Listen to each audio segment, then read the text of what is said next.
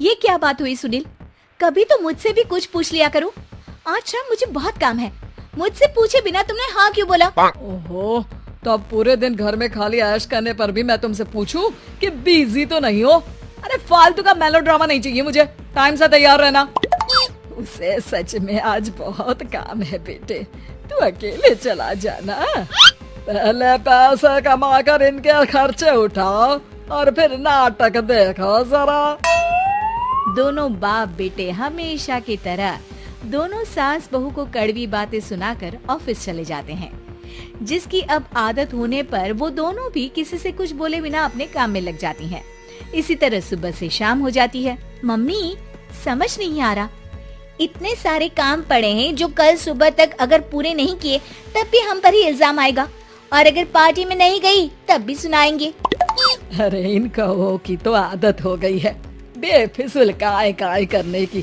तू तैयार हो जा, काम मैं संभाल लूंगी। अब नेहा सुनील के घर वापस आने से पहले ही तैयार हो जाती है, जिस पर वो सुनील के आते ही पार्टी के लिए चले जाते हैं। वहाँ पहुंचकर हमेशा की तरह सुनील अपने दोस्तों में बिजी हो जाता है और नेहा एक कोने में खड़ी रहती है।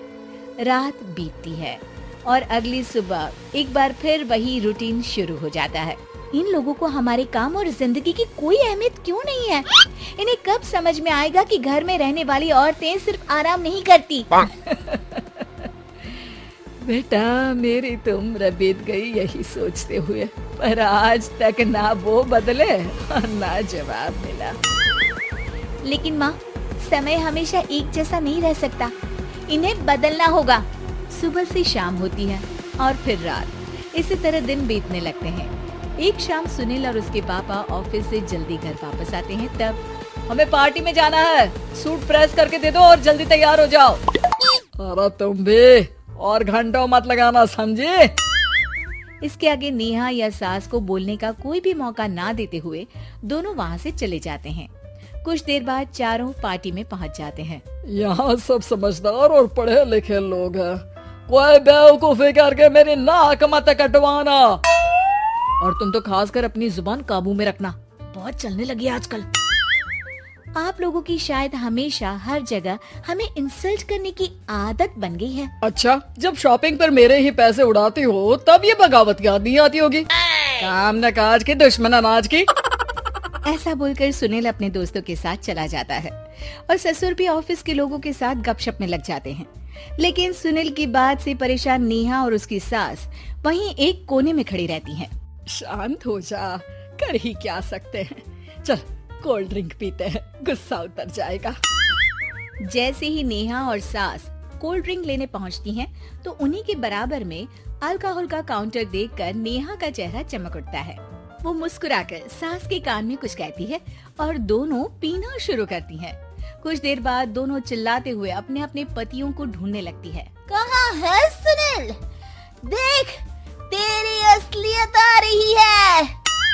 कहाँ है सुनील के पापा? देखो, तुम्हारी शामत आ रही है। ये नजारा देखकर पार्टी वहीं थम जाती है।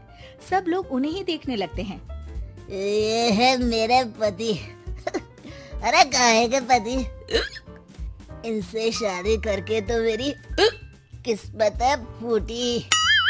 और ये मेरे पति, जिन्हें पति बोलने में मुझे आती है शर्म बड़ी। चलो आज आप लोगों को इनके असली रूप से मिलाते हैं, जिसमें ये अपनी पत्नियों की रत्ती भर भी इज्जत नहीं करते। हर समय उन्हें खरी खोटी सुनाते रहते हैं। हर जगह बिना मौका और माहौल देख उनकी सेल्फ रिस्पेक्ट की धज्जियां उड़ाते रहते हैं। क्या बोलते हो कि घर में रहकर हम करते ही क्या है? अगर ऐसी बात है तो कल से खुद अपने कपड़े धोना, प्रेस करना, सब्जी खरीदना, खाना बनाना और पसंद ना आने पर दोबारा बनाना, जैसे हम करते हैं ना। फिर घर की सफाई, सारा सामान अपनी जगह रखना, जो तुम्हारे फेंकने पर हम करते हैं।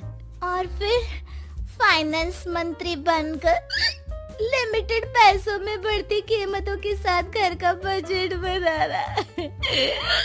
सुनील, इन्हें चुप करा, अपनी तो कोई इज्जत है नहीं, हमारी भी खराब कर रही है। हाँ, ये तो और बढ़िया है।